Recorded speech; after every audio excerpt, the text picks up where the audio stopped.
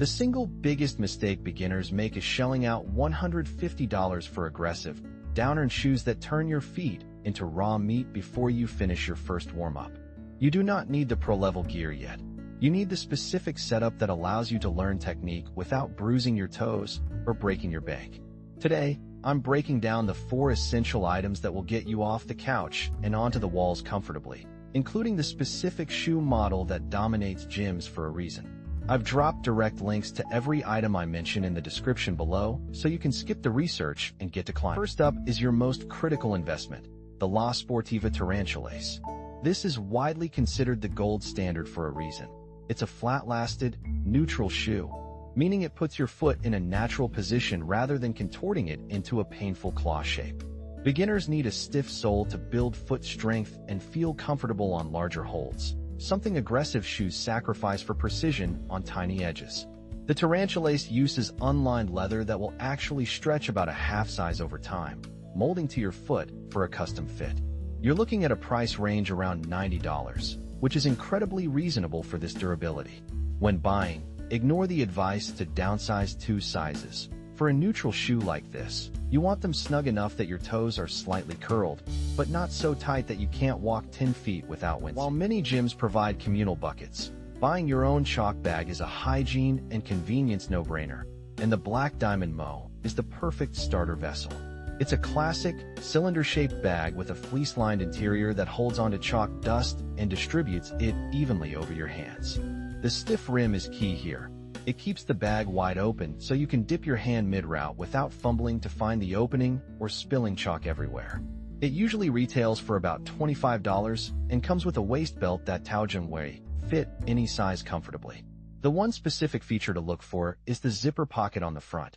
You might think it's just for spare change, but during bouldering, it is the safest place to stash your wedding ring or keys so they don't fall out of your pocket while you're upside down on a roof problem. Keeping your hands dry is vital, but if your gym cracks down on dust clouds, you'll need FrictionLabs Secret Stuff, which is widely regarded as the best liquid chalk on the market.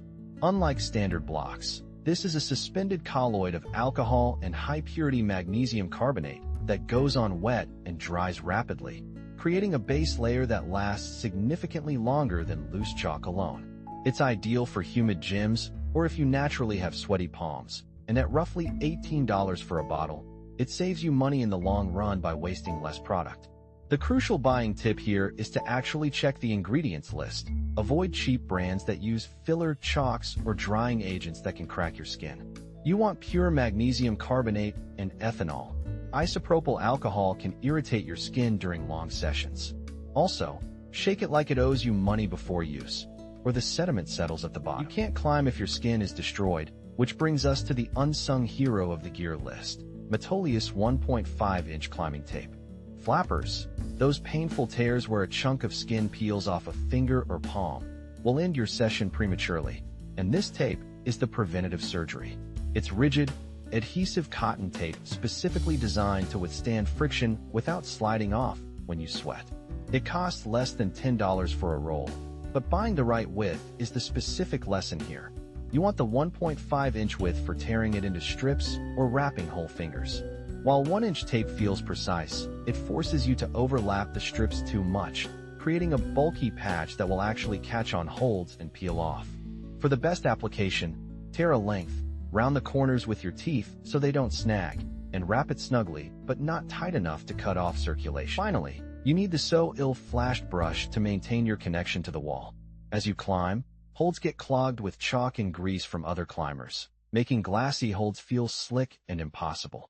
This brush uses durable boar's hair bristles that scrub texture clean without damaging the polyurethane or fiberglass of the holds, unlike cheaper nylon brushes that can be too harsh and polish the holds over time.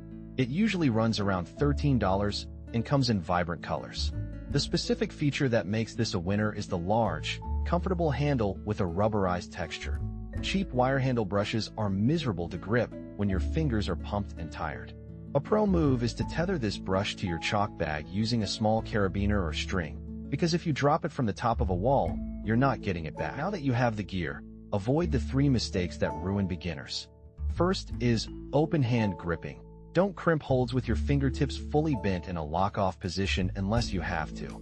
It pulleys your tendons and leads to injury. Try to open your hand and use friction on the hold as much as possible. Second is over-gripping, which is squeezing the wall harder than necessary, burning out your forearm muscles in seconds.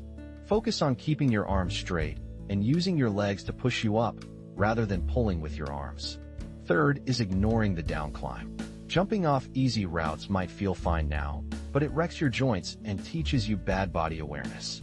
Climb down whenever possible to build coordination and save your knees. Bouldering is as much a mental game of patience as it is a physical test of strength, and starting with the right kit removes the friction that makes beginners quit.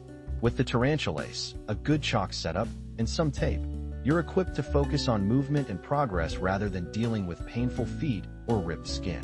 Remember, every item I talked about is linked in the description below, so go grab those while they're in stock.